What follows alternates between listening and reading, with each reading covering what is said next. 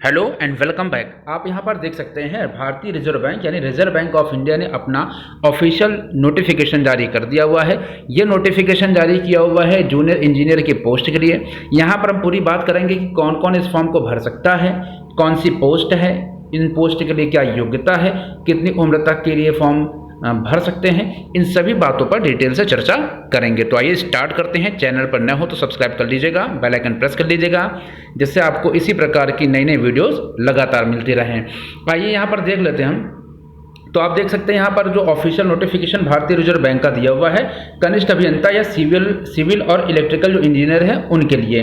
यहाँ पर आप देख सकते हैं भारतीय रिजर्व बैंक पात्र उम्मीदवारों से विभिन्न जो कार्यालयों के लिए कनिष्ठ अभियंता सिविल और इलेक्ट्रिकल के लिए 35 पदों के लिए आवेदन आमंत्रित कर रही है। यहाँ पर आप इस बात को याद रखिए कि जो पद हैं ये अभी ऑफिशियली अनाउंसमेंट कुछ खास नहीं, यानी ये पद अभी जो है 35 तो दे रहे हैं, लेकिन फिक्स नहीं है।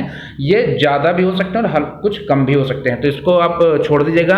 अभी आप अपनी सिर्फ तैयारी को ध्यान रखिएगा, क्योंकि ये जो एग्ज़ाम है बहुत जल्दी होने वाला है, 15 जुलाई को, ठीक है ना। तो इस बात को आगे हम बढ़ते हैं। यहाँ पर आप देख सकते हैं कि जो वेबसाइट की लिंक है वो 9 जून से खुल रही है और 30 जून तक इसका जो फॉर्म फिल किया जा सकता है। परीक्षा की जो तारीख है वो 15 जुलाई है। यहाँ पर हम और बात कर लेते हैं आगे। तो जैसा कि मैंने आपको बताया, यहाँ पर इंपॉर्टेंट डेट की अगर मैंने बात करी है तो इंपॉर्टेंट डेट क्या है, तो एप्लीकेशन जो बिगिन हो रही है यानी रजिस्ट्रेशन का जो प्रारंभ यानी रजिस्ट्रेशन की जो तारीख है वो 9/6 है। इस तारीख से ही फॉर्म भरा जा रहा है और 30/6 तक यानी 30 जून तक आप इस फॉर्म को भर सकते हैं। और 30/6/2023 यानी 30 जून तक आप इस फॉर्म की एप्लीकेशन फी को सबमिट कर दीजिएगा। इसके बाद ये फीस आपकी सबमिट नहीं की जाएगी, ठीक है ना। एग्ज़ाम की डेट मैंने आपको बताया कि 15/7 यानी 15 जुलाई को एग्ज़ाम होगा। तो एग्ज़ाम बहुत जल्दी हो रहा है, आपके पास समय कम है और जो एडमिट कार्ड है वो बिफोर एग्ज़ाम हो जाता है, यानी 1 हफ्ते पहले आपका ये एग्ज़ाम का जो एडमिट कार्ड है वो जारी हो जाता है।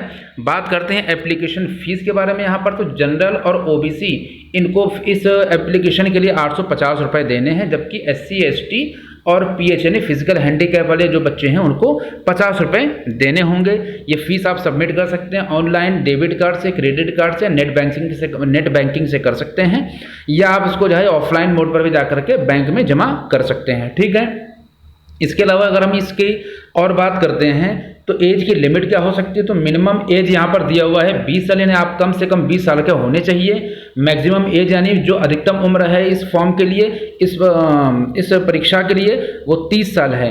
इसके अलावा जो एज रिलैक्सेशन है वो एज रिलैक्सेशन एज पर बैंक ऑफ इंडिया का जो शेड्यूल्ड है उसके अकॉर्डिंग आपको एज का रिलैक्सेशन मिलेगा, चाहे आप अगर SC हैं, ST हैं, फिजिकल हैंडीकैप हैं या एक्स सर्विसमैन हैं, उसके अकॉर्डिंग आपको 5 साल 3 साल जो शेड्यूल्ड रिलैक्सेशन होता है वो आपको मिलेगा, ठीक है।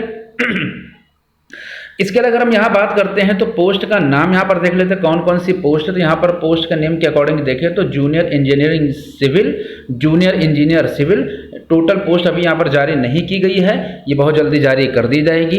डिप्लोमा और इसके लिए आपकी क्या होना चाहिए, तो इसके लिए आपकी एलिजिबिलिटी यानी आपके पास डिप्लोमा इन सिविल और इलेक्ट्रिकल इंजीनियरिंग में होना चाहिए। कम से कम 65% मार्क्स आपने उसमें प्राप्त किए हों। ये बात है जनरल और ओबीसी के लिए, ठीक है ना। जनरल ओबीसी के लिए कम से कम आपने 65% मार्क्स इस डिप्लोमा के साथ में प्राप्त किए हों। और SC ST के लिए यहाँ पर 55% मार्क है, कम से कम आपको 55% मार्क्स SC और ST वालों को प्राप्त करने होंगे, ठीक है ना। इसके अलावा अगर हम जो फॉर इंजीनियरिंग डिग्री यहाँ पर हम देखते हैं तो 55% मार्क्स होने चाहिए अगर आपके पास इंजीनियरिंग डिग्री है तो। इसके अलावा अगर हम देखते हैं तो जूनियर इंजीनियर इलेक्ट्रिकल जो है इसके लिए डिप्लोमा होल्डर्स के लिए 2 साल वर्किंग एक्सपीरियंस होना चाहिए। इसके अलावा क्या होना चाहिए, इसके लिए डिग्री होल्डर के लिए 1 साल का वर्किंग एक्सपीरियंस होना चाहिए, यानी जिनके पास डिप्लोमा है उनके पास 2 साल का वर्किंग एक्सपीरियंस होना चाहिए। जिनके पास डिग्री है उनके पास 1 साल का वर्किंग एक्सपीरियंस होना चाहिए। वो जूनियर इंजीनियरिंग सिविल के लिए, जूनियर इंजीनियरिंग इलेक्ट्रिकल, ये योग्यता दोनों पोस्ट के लिए है यहाँ पर, ठीक है ना। तो क्या योग्यता है, आपके पास डिप्लोमा होना चाहिए चाहे सिविल में या इलेक्ट्रिकल इंजीनियरिंग में। अगर आप जनरल ओबीसी हैं तो आपके पास 65% मार्क्स के साथ में ये होना चाहिए आपके पास, चाहे डिप्लोमा चाहे वो डिग्री, ठीक है ना। तो SC ST के लिए 55% मार्क्स, जनरल ओबीसी के लिए 65% मार्क्स कम से कम। और अगर पास आप इंजीनियरिंग डिग्री आपके पास है तो 55% मार्क्स आपके पास होने चाहिए। डिप्लोमा होल्डर हैं तो 2 साल का वर्किंग एक्सपीरियंस, अगर आपके पास डिग्री होल्डर आप हैं तो 1 साल का वर्किंग एक्सपीरियंस चाहिए। ये फॉर्म आपका कल से भरा जाएगा, तो आप इसमें डिले मत करिएगा, जितनी जल्दी उस फॉर्म को भर करके आप टेंशन फ्री हो जाइएगा, वरी फ्री हो जाइएगा, क्योंकि लास्ट डेज में जो है ये जो सर्वर इसका बिजी हो जाता है, तो आप अपनी एग्ज़ाम की प्रिपरेशन छोड़ करके आप फिर इसकी तरफ टेंशन में रहेंगे कि फॉर्म आपका नहीं भर रहा है। तो आप फॉर्म फटाफट भर करके आप अपनी तैयारी को सुचारू रूप से चालू रखिए। बाकी की जो भी डिटेल आएगी वो आपको नेक्स्ट वीडियो के माध्यम से मिल जाएगी। जय हिंद, जय भारत।